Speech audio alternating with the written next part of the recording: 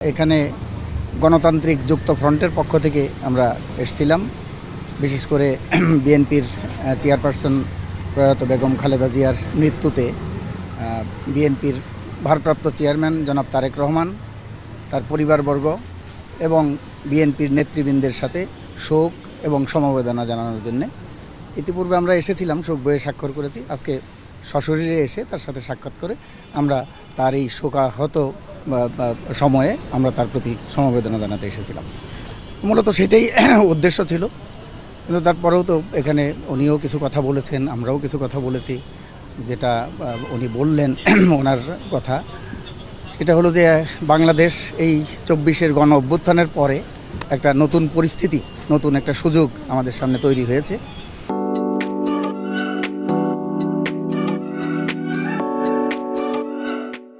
সেই সুযোগকে আমাদের কাজে লাগাতে হবে। তার জন্যে যারা সরকারে থাকবে, যারা বিরোধী দলে থাকবে, সবাই মিলেই দেশটাকে সামনের দিকে অগ্রসর করে নিতে হবে, সেই আশাবাদ উনি ব্যক্ত করলেন।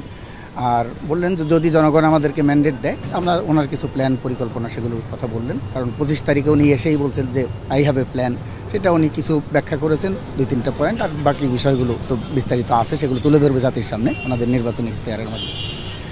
২ নম্বর হলো যে আমরা যেটা বলছি, যে উনি বলল যে আমি যেটা বলছি ২৫ তারিখের বক্তব্যে, সেটাকেই আমি ওন করি, আমার দল এবং আমি ব্যক্তিগতভাবে সেটা ওন করি।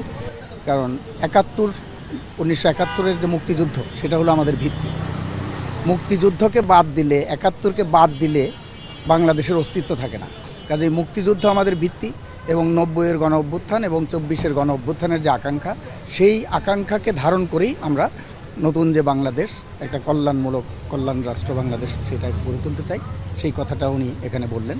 আমরা আমাদের দিক থেকে বলছি যে হয়তো বিভিন্ন বিষয়ে আমাদের মতো পার্থক্য থাকবে, কিন্তু সবসময় আমাদের যাতে একটা পলিটিক্যাল কালচার, রাজনৈতিক যে একটা সহনশীলতা, ফিলোসফিক্যাল টলারেন্স সেটা থাকে, সেটা একটা গণতন্ত্রের জন্য সেটাই একটা সৌন্দর্য।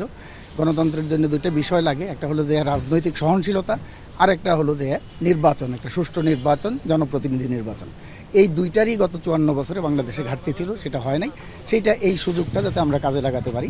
এবং নির্বাচন নিয়েও উনি কিছু কথা বলেছেন, যে নির্বাচনের একটা সুষ্ঠু পরিবেশ সেটা তৈরি করার ক্ষেত্রে এখনও পর্যন্ত ঘাটতি আছে, আইনশৃঙ্খলা পরিস্থিতি, সেগুলো নিয়েও জনগণের মধ্যে শঙ্কা আছে। আমরা আমাদের কথা সেগুলো তুলে ধরেছি, যে একটা সমসুযোগ, সেই সুযোগটা যাতে তৈরি হয় এবং এখানে সুষ্ঠু নির্বাচনের জন্য যে পরিবেশটা দরকার, আইনশৃঙ্খলা পরিস্থিতি এবং এখনও পর্যন্ত অবৈধ অস্ত্র, বিশেষ করে গণ অভ্যুত্থানের সময় যে অস্ত্রগুলো লুট হয়েছে, সেগুলো এখনও পর্যন্ত উদ্ধার করা যায়নি।